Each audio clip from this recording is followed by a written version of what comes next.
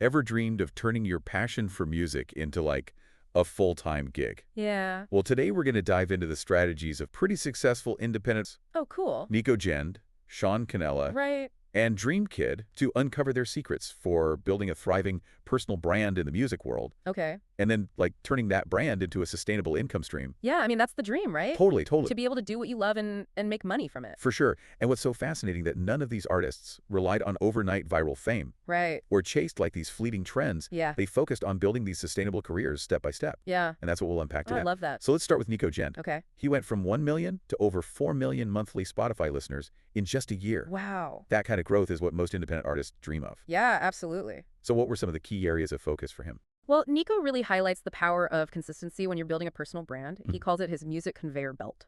Okay. So it's like a system of producing and releasing tracks on a tight schedule every 4 to 6 weeks. Oh, wow. So instead of like disappearing for months and then dropping a whole album, Yeah. he's constantly feeding the algorithm and keeping his audience engaged with fresh music. Exactly. Exactly.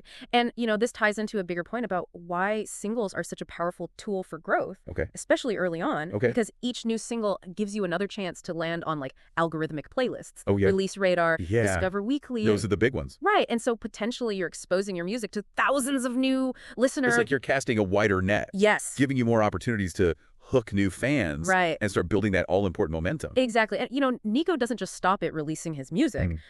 He curates his own playlists. Interesting. Weaving his tracks and strategically alongside other artists in his genre. That sounds a little counterintuitive. Yeah. What would he promote other artists' music alongside his own? Well, it's actually a really brilliant branding strategy. Okay. Think of it this way. Okay. Nico's creating a specific listening experience, Okay. a vibe that his target audience loves. By incorporating his own tracks seamlessly within that mix, he's increasing the chances that listeners who enjoy the overall playlist Right. will then discover and become fans of his music. Oh, so he's essentially becoming his own like Spotify editorial. Yes. Shaking the listener's journey and building a brand around a particular sound or mood. Exactly. That's really cool. And there's a hidden benefit here that many musicians overlook. Okay. Playlist curation can be a surprising source of income. What? Yeah, so platforms like SubmitHub and Playlist Push Okay. allow artists to pay curators to consider their music Oh, for interesting. inclusion. Okay. And Nico's making around like $1,000 a month doing this. Wait, so you could potentially earn money just chilling and listening to music? I mean, pretty much. That's a side hustle I can get behind. Right. Tell me more about how this works. So you build playlists around specific themes or moods, Okay. grow your follower count, Mm-hmm. and then artists will pay you to consider their tracks for inclusion. That's so cool. Nico focuses on playlists that have like a very specific mood or activity. Okay. He's ensuring that his own tracks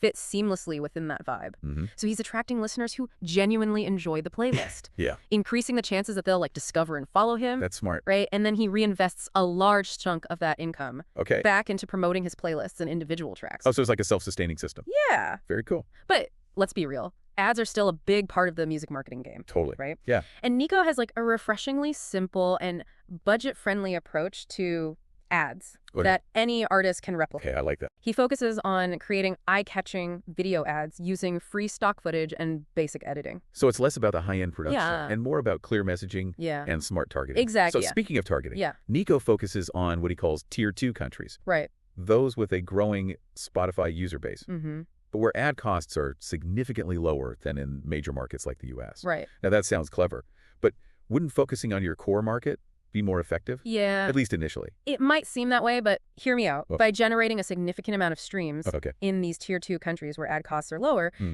you can potentially trigger Spotify's global algorithm Oh. to push your music to wider audiences, Okay. including those more lucrative tier 1 markets. So it's like a domino effect, Yes. starting with a smaller, more affordable push Right. that can lead to a bigger exposure down the line. Precisely. Very cool. It's a strategic way to maximize your budget and potentially reach a much larger audience than you could by focusing solely on those expensive competitive markets. That makes a lot of sense. Yeah. It's like planting seeds in fertile ground and letting them grow organically. Exactly. Now, speaking of organic growth, Okay. Dream Kid built a thriving music career without spending a dime on paid advertising. Yeah.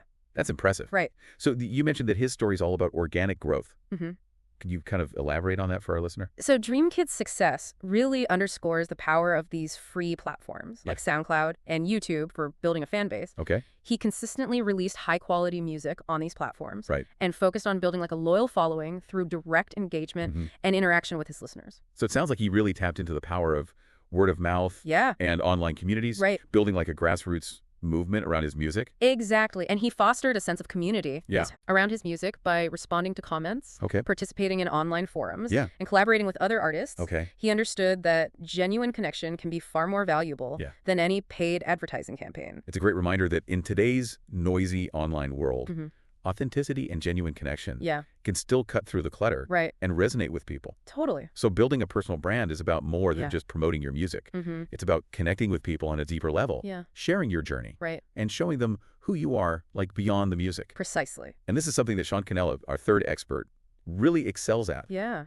He built a six-figure business Oh, wow. by leveraging his writing skills Okay. and the build in public strategy. Interesting. So I'm intrigued, what exactly does build in public entail? Okay. And how did he use it to grow his personal brand? So essentially, building in public means documenting your journey, Okay. sharing your successes and failures, Mhm. and offering like valuable insights along the way. Okay. And Sean did this masterfully Okay. on platforms like Twitter, Yeah. showcasing his expertise, Okay. engaging with his audience, Yeah. and building genuine relationships with potential clients. So he wasn't just broadcasting his services, he was Right. sharing his knowledge, Yeah. providing value, Mm-hmm. and building trust with his audience. Exactly. He went from selling like $50 Instagram theme pages Wow. to landing $1,000 a month clients. That's incredible. All because he was willing to be open and transparent about his process Yeah. and share his expertise with the world. It's amazing how powerful transparency can be Yeah. in building a loyal audience Mhm. and attracting clients who are genuinely interested Yeah, in what you have to offer. right. And it all circles back to that core principle Yeah. of building a strong personal brand. Okay. Being authentic, Right. sharing your unique perspective, Mhm. and connecting with your audience on a human level. I see. Whether you're selling music, services, or Right. anything else, people are drawn to those who are genuine and relatable. It seems like all three of our experts today, Yeah. Nico, Dreamkid, and Sean, Yeah, they each embody this idea in their own ways. totally. They've each found unique paths to success, Right. but they all share a commitment to building sustainable careers Yeah. by focusing on their craft, Right. connecting with their audience, and Mm. constantly learning and evolving. Absolutely. And that's a powerful message for any aspiring musician or entrepreneur. It is. Success isn't about chasing trends Yeah. or trying to be someone you're not. Right. It's about finding your unique voice, Mm-hmm. sharing your passion, Mhm. and building a genuine connection with your audience. I love that. I mean, you've given our listeners so much valuable information today. I hope so. What are some of the key takeaways they should remember Okay. as they start building their own personal brands Yeah. and exploring these different avenues for growth and income? Well, first and foremost, consistency is key. Mm-hmm. Whether you're releasing music, creating Yeah. content, Yeah. or building a business, Okay. showing up regularly is essential for Yeah. maintaining momentum Yeah. and keeping your audience engaged. It's like that old saying, out of sight, out of mind, right? Yeah, You've exactly. got to stay on people's radar. You do. And this applies to playlist curation as well. Yeah. Curating your own playlists gives you control over your brand, Mm-hmm. provides valuable data to Spotify, Right. and can even generate a passive income stream. It's amazing how much potential there is for earning income from your music in today's digital landscape. Yeah. We've seen how playlist curation can be a viable side hustle, Mm-hmm. and we've talked about Nico's approach to utilizing ads effectively. Right. Now, for someone just starting out Okay. who might not have a big budget for ads yet, Yeah.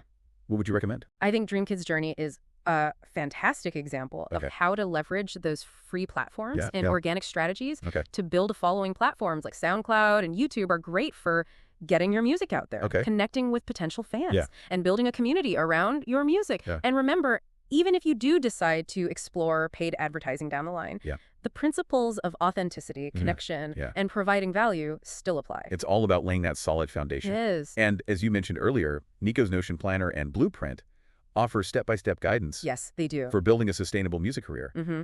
It sounds like a fantastic resource It is. for anyone who's feeling overwhelmed Yeah, and wants like a roadmap to follow. totally. Can you tell our listener a little more about what they can expect from that resource? Yeah, definitely. So Nico's Notion Planner is incredibly comprehensive. Okay. It provides step-by-step guidance on everything, Okay. from setting up your home studio Mhm. to creating like a content calendar Okay. to launching a successful crowdfunding campaign. Wow. So it's not just about the music. It's about building a whole ecosystem Yes. around your art. Exactly. And that's where the real magic happens, you know? Right. When you combine your passion with smart strategies and a willingness to experiment and evolve, Right. you can create a music career that's both profitable and fulfilling. That's such an important message. It's not just about chasing fame or fortune. Yeah. It's about building a sustainable career Yeah. that allows you to do what you love for the Right. long haul. And remember, the journey to success in the music industry is a marathon, not a sprint. For sure. There will be ups and downs, Yeah. challenges and setbacks. Mhm. But the key is to keep learning, keep growing, and never give up on your dreams. So true. And that's what's so inspiring about the stories we've heard today. Yeah. Nico,